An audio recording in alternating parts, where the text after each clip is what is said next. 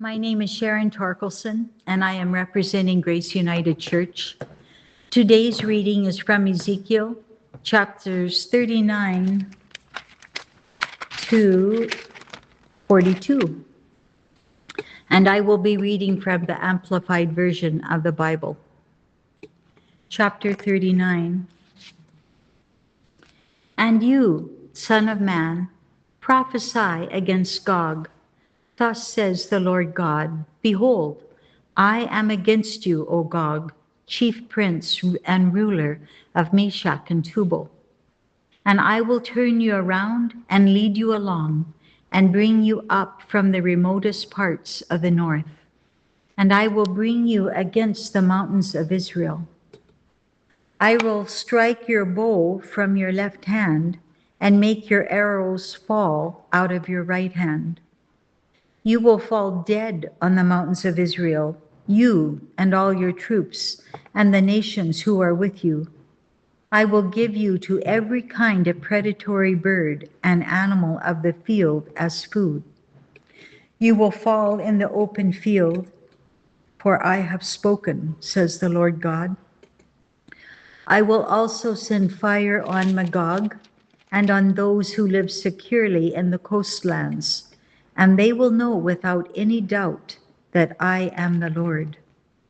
I will make my holy name known in the midst of my people Israel, and I will not let them profane my holy name anymore. And the nations will know that I am the Lord, the Holy One of Israel. Behold, it is coming, and it will be done, says the Lord. That is the day of which I have spoken.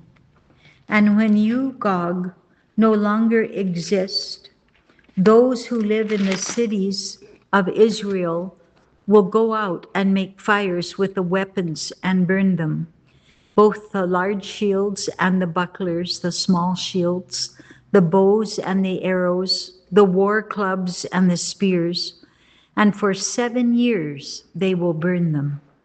They will not take any wood from the field or cut down and gather any firewood from the forests, because they will make their fires using the weapons. And they will take the spoil from those who despoiled them and seize the plunder of those who plundered them, says the Lord God. And on that day, I will give Gog a place for burial there in Israel, the valley of those who pass through the east of the sea, and it will block the way of those who would pass through. So they will bury Gog there with all his hordes, and they will call it the valley of Haman Gog, the multitude of Gog. For 7 months, the house of Israel will be burying them in order to cleanse the land. Yes, all the people of the land will bury them, and it will be to their renown on the day that I appear in my glory and brilliance, says the Lord God. They will elect men who will constantly go through the land, men commissioned to bury those who were passing through, those bodies that lie unburied on the surface of the ground, in order to cleanse it. At the end of 7 months, they will do a search. As those who pass through the land pass through, and anyone sees a human bone, he will set up a marker beside it until all the buriers have buried it in the valley of Haman Gog. And even the name of the city will be Hamanah. In this manner they shall cleanse the land. As for you, son of man, thus says the Lord God, say to every kind of bird and to every animal of the field, assemble and come, gather from every side to my sacrifice that I am slaughtering for you, a great sacrificial feast on the mountains of Israel. And you will eat flesh and drink blood. You will eat the flesh of mighty men and drink the blood of princes on the earth, as though they were rams, lambs, goats, and bulls, all of them fatlings of Bashan, east of Jordan. So you will eat fat until you are filled, and drink blood till you are drunk at the sacrificial feast which I have prepared for you. You will eat your fill at my table with horses and riders, with mighty men, and with all the men of war, says the Lord God. And I will bring and manifest my glory among the nations, and all the nations will see my judgment and justice in the punishment which I have executed, and my hand which I have laid on them. So the house of Israel will know with absolute confidence that I am the Lord their God from that day forward. And the nations will know without any doubt that the house of Israel went into exile for their great sin, because they acted treacherously against me. And I hid my face, my favor and blessing from them. So I gave them into the hand of their enemies, and they all fell into captivity or were killed by the power of the sword. I dealt with them in accordance with their uncleanness and with their transgressions, and I hid my face from them. Therefore, thus says the Lord God, now I will restore the fortunes of Jacob, that is Israel, and have mercy on the whole house of Israel. And I will be jealous for my holy name, demanding what is rightfully and uniquely mine. They will forget their disgrace and all of their treachery, their unfaithfulness, which they perpetuated against me when they lived securely in their own land, and there is no one who makes them afraid. When I bring them back from the nations and gather them out of the enemy's lands, then I shall show myself holy, and my justice and holiness will be vindicated through them in the sight of many nations.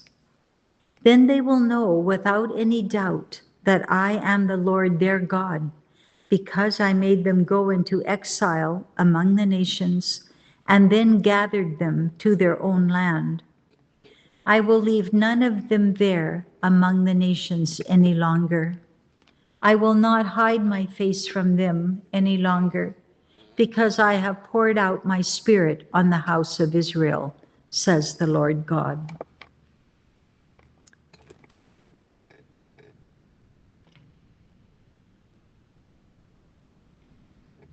Chapter 40. In the 25th year of our exile in Babylon, in the beginning of the year, on the 10th day of the month, in the 14th year after the city of Jerusalem was taken, on that very same day, the hand of the Lord was upon me, and he brought me there. In the visions of God, he brought me to the land of Israel and set me down on a very high mountain, on the south side of which there was what seemed to be a structure of a city.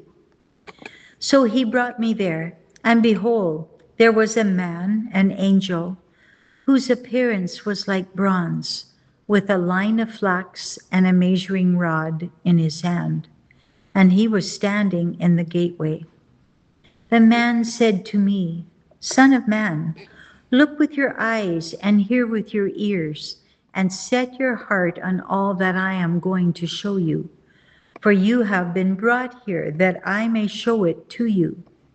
Declare to the house of Israel all that you see. And behold, there was a wall all around the outside area of the temple, the house of the Lord. And in the man's hand, a measuring rod 6 cubits long, that is, 10.2 feet, each cubit being longer than the standard one by a hand width. So he measured the thickness of the wall, 1 rod, and the height, 1 rod. Then he went to the gate which faced the east, and went up its 7 steps and measured the threshold of the gate, 1 rod in width and the other threshold of the gate inside the thick wall was 1 rod in width.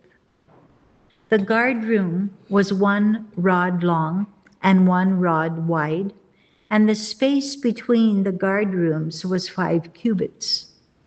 And the threshold of the gate by the porch, the portico of the gate, facing inward, was 1 rod. He also measured the porch of the gate facing inward toward the temple of the Lord, 1 rod. Then he measured the porch of the gate 8 cubits, and its side pillars 2 cubits. The porch of the gate faced inward toward the temple of the Lord. There were 3 guard rooms on each side of the gate toward the east. The 3 were the same size, and the side pillars on each side measured the same. And he measured the width of the gateway, 10 cubits, and the length of the gate, 13 cubits. On each side a border, a barrier wall, 1 cubit wide, stood in front of the guard rooms on each side, and the guard rooms were 6 cubits square on each side. He measured the gate from the roof of 1 guard room to the roof of the other, a width of 25 cubits from 1 door to the opposite door. He made the measurement of the side pillars 60 cubits high. The gate extended all around to the side pillar of the courtyard. From the front of the entrance gate on the outside to the front of the inner porch, the portico of the gate, the distance was 50 cubits. There were shuttered windows looking toward the guard rooms and toward the side pillars within the gate all around, and likewise for the porches. And the windows were all around inside, and palm tree decorations were on each side pillar. Then he brought me into the outer courtyard, and behold, there were chambers and a pavement made for the courtyard all around. 30 chambers faced the pavement. The pavement, that is, the lower pavement, was by the side of the gates, corresponding to the length of the gates. Then he measured the width from the front of the lower gate to the front of the exterior of the inner court, 100 cubits, both on the east and on the north. And as for the gate of the outer courtyard, which faced the north, he measured both its length and its width. Its guard rooms, 3 on each side, and its side pillars and its porches had the same measurement as the first gate. Its length was 50 cubits, and the width was 25 cubits. Its windows and its porches and its palm tree decorations had the same measurements as the gate that faced toward the east. It was reached by going up 7 steps, and its porch was in front of them. The inner courtyard had a gate opposite the gate on the north, as well as the gate on the east, and he measured 100 cubits from gate to gate. Then he led me toward the south, and behold, there was a gate toward the south, and he measured its side pillars and its porches, and they measured the same as the others. The gate and its porches had windows all around like those windows in the other gateways. The length was 50 cubits, and the width was 25 cubits. There were 7 steps going up to the gate, and its porches were in front of them, and it had palm tree decorations carved on its side pillars, 1 on each side. The inner courtyard had a gate toward the south, and he measured from gate to gate toward the south, 100 cubits. Then the man, the angel, brought me to the inner courtyard by the south gate, and he measured the south gate according to those same measurements. Its guard rooms also, its side pillars and its porches measured the same as the others, and the gate and its porches had windows all around. The length was 50 cubits, and the width was 25 cubits. There were porches all around, 25 cubits long and 5 cubits wide. Its porches faced the outer courtyard, and palm tree decorations were carved on its side pillars, and its stairway had 8 steps. He brought me into the interior courtyard toward the east, and he measured the gate. It measured the same as the others. Its guard rooms also, its side pillars, and its porches measured the same as the others. The gate and its porches had windows all around. It was 50 cubits long and 25 cubits wide. Its porches faced the outer courtyard, and palm tree decorations were carved on either side of its side pillars, and its stairway had 8 steps. Then he brought me to the north gate, and he measured it. The measurements were the same as those of the other gates, with its guard rooms, its side pillars, its porches, and the gate had windows all around. The length was 50 cubits, and the width was 25 cubits. Its side pillars faced the outer courtyard, and palm tree decorations were carved on them on either side, and its stairway had 8 steps. A chamber with its doorway was by the side pillar of the gates. The burnt offering was to be washed. In the porch, the portico of the gate, were 2 tables on each side, on which to slaughter the burnt offering, the sin offering, and the guilt offering. On the outer side, as one went up to the gateway toward the north, were 2 tables, and on the other side of the porch of the gate were 2 tables. 4 tables were on each side next to the gate, a total of 8 tables on which they slaughter sacrifices. Moreover, there were 4 tables of hewn stone, ashlar, for the burnt offering, 1.5 cubits long, 1.5 cubits, and 1 cubit high, on which they lay the instruments, which they slaughter the burnt offering and the sacrifice. The double hooks, 1 hand width in length, were installed in the house all around. The meat of the offering was to be placed on the tables. From the outside to the inner gate were chambers for the singers in the inner courtyard, one of which was beside the north gate, with its front towards the south, and one beside the south gate facing the north. He who was guiding me said to me, "This is the chamber which faces toward the south. It is for the priests who have the responsibility and take care of the temple. But the chamber which faces toward the north is for the priests who have the responsibility and take care of the altar.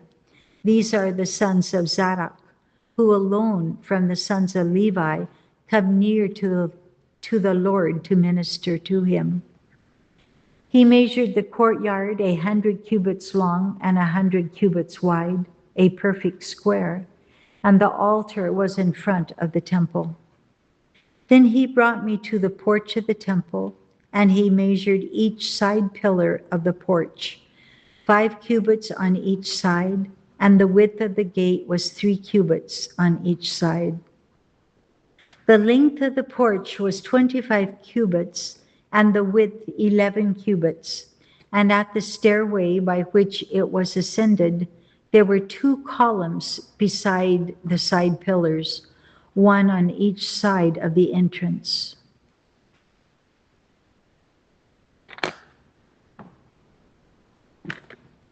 Chapter 41. Then he, the angel, brought me to the nave, the outer sanctuary, and measured the side pillars. 6 cubits wide on each side was the width of the side pillar. The width of the entrance was 10 cubits, and the sides of the entrance were 5 cubits on each side. And he measured its length, 40 cubits, and its width 20 cubits. Then he went inside the inner sanctuary and measured each side pillar of the doorway, 2 cubits, and the doorway 6 cubits high, and the width of the doorway 7 cubits. He measured the length of the interior of the inner sanctuary, 20 cubits, and the width 20 cubits. Opposite the nave, the outer sanctuary, he said to me, "This is the most holy place."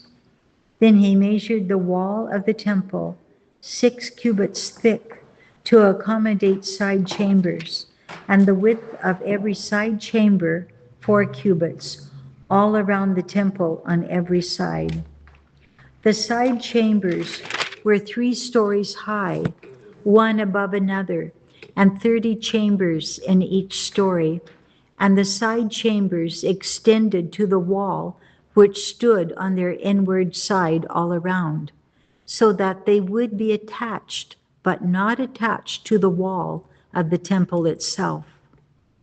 The side chambers became wider at each successive level as they encompassed the temple. Because this structure surrounding the temple went higher by stages on all sides of the temple, for that reason the width of the temple increased as it went higher, and thus one went up from the lowest story to the highest one by way of the second story. I also saw that the temple, the house, had a raised platform all around it. The foundation of the side chambers measured a full rod of 6 long cubits in height. The thickness of the outer wall of the side chambers was 5 cubits, but the free space between the side chambers belonging to the temple and the outer chambers was a width of 20 cubits all around the temple on every side. The doorways of the side chambers toward the free space were one doorway toward the north and another doorway toward the south, and the width of the free space was 5 cubits all around. The building that was in front of the separate area on the side toward the west was 70 cubits wide, and the wall of the building was 5 cubits thick all around, and its length was 90 cubits. Then he measured the temple, 100 cubits long. The separate area and the building with its walls were also 100 cubits long. Also, the width of the front of the temple and the separate areas along the east side totaled 100 cubits. He, the angel, measured the length of the building along the front of the separate area behind it, with a gallery on each side, 100 cubits. He also measured the inner sanctuary and the porches, the porticos of the courtyard. The threshold, the latticed windows, and the galleries all around their 3 stories opposite the threshold were paneled with wood all around, and from the ground to the windows, but the windows were not covered. The windows were covered. Over the entrance and to the inner room and on the outside and on all the wall around the inside and outside by measurement. It was carved with figures of cherubim and palm trees, so that a palm decoration was between cherub, and every cherub had 2 faces, so that the face of a man was toward the palm decoration on the one side, and the face of a young lion toward the palm decoration on the other side. It was carved this way on the entire house, the temple, all around. From the floor to the space above the entrance, cherubim and palm decorations were carved, and also on the wall of the nave, the holy place. The doorposts of the nave were square. As for the front of the sanctuary, the appearance of one doorpost was like that of the other. The altar was of wood, 3 cubits high and 2 cubits long, and its corners, its base, and its sides were wood. And he said to me, "This is the table that is before the Lord." The nave, the holy place, and the sanctuary, the Holy of Holies, each had a double door. Each of the doors had 2 leaves, 2 swinging folding leaves, 2 leaves for one door and 2 leaves for the other. And they were carved on them, on the doors of the nave, cherubim and palm decorations, like those carved on the walls, and there was a threshold of wood on the front of the porch outside. There were latticed windows and palm decorations on one side, and on the other, on the sides of the porch. Thus were the side chambers and the thresholds of the house. Chapter 42. Then he, the angel, brought me out into the outer courtyard toward the north, and he led me to the attached chamber, which was opposite the separate area and opposite the building to the north. Along the length, 100 cubits, was the north door, and the width was 50 cubits.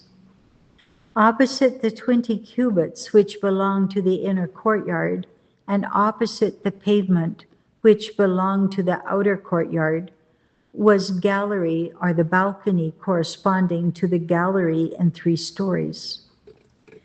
In front of the attached chambers was an inner walkway 10 cubits wide and 100 cubits long, and their entrances were on the north.